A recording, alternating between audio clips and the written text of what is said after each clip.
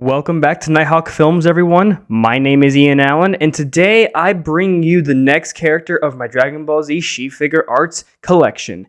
We finally have a new villain on our side, which this character came out, I believe, at the beginning of 2023, maybe end of 2022. I decided to pick him up on Amazon because he was on sale, so I might as well get him while I can. We now have First Form Cell. Now, the very first Cell character came out, I believe, in the early 2010s, so like 2015 or 2014. Now he's worth over $200. So I figured, you know what, I get him on Amazon for like 22% off, get him for like 58 bucks. It's a pretty good deal. Figured I'd get him because I don't have a Cell character. I've almost considered getting the $200 one because it's the perfect Cell form. But considering they already made a First Form Cell, I figured, you know what, maybe eventually they will make a remastered Perfect Form Cell. So I'm going to open them up and let's take a look at them. So here we have First Form Cell. Now, obviously, as you guys can tell, this is the first Dragon Ball Z She-Figure Arts video I'm doing with, the webcam properly instead of having to use my phone. So I'm not sure how well the quality of this video is going to be. I apologize.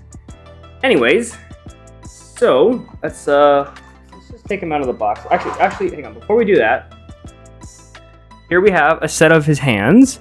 So we have hands of him holding something back, crouching grasping his hands to do a Kamehameha. Another hand for grasping, I guess, for getting someone's neck, and then another hands back here for something else. And then we have a different head sculpt at the top, which I'm not entirely sure what that's for. Hey. Whoa, this looks so cool. Okay, so as you guys know, on this series, every time I get a new character, I always go through the different steps of, how he looks and how he, functions and stuff. Here is First Form Cell. Gotta say, it was a lot cooler than I thought it was gonna be. In person, it definitely looks different than I thought. So as you can see on the sides, we have some shoulder pad blade things that are kind of like the Assassin Hit from Universe 6. So I guess you can use those in kind of the same fashion. Really, really cool. Like it a lot. Also, as you can see on the back, we have two wings for Cell because even though Cell is technically considered an android, you also have to think he is also a bug because he's made of cells from different characters from the saga. They move really well, like them a lot. Arms move up pretty good. If you look, you can change the shoulder blades and move them outwards, so you can actually get more range ability on the arms. Bicep joint, hands seem to move really well, like it a lot. As you can see, the left arm does really good rotations. So sometimes, obviously, you might get a different character. You might get one that's very, very loose or very, very stiff. So this will not be your experience for every single character you have. So as you can see, the right bicep joint is a little bit harder to move than the other one, so there's a little bit of some pushback, which is not too bad. Moving on down towards the lower body, we got the feet. The feet seem interesting. This is a different type of material, or at least different type of sculpting, because most of the time you don't see sculpting like this with that specific type of foot placement. I think Majin Buu had one.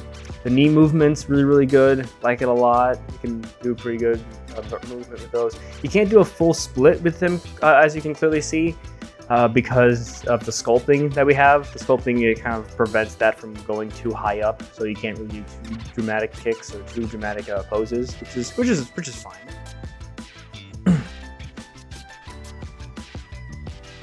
Getting him to stand up. Torso movement is also really good too. Like it. There's also a hole in the back so we can put the tail in, which is pretty cool. So here are the different faces that we have. It looks like we have a screaming face. I know it's not the greatest quality, everyone, but bear with me.